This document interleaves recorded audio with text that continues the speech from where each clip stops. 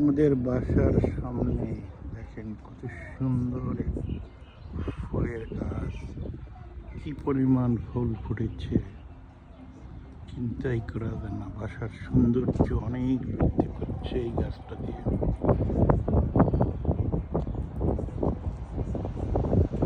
এটা হলো আমাদের বাসা, বাসার নাম্বার 93।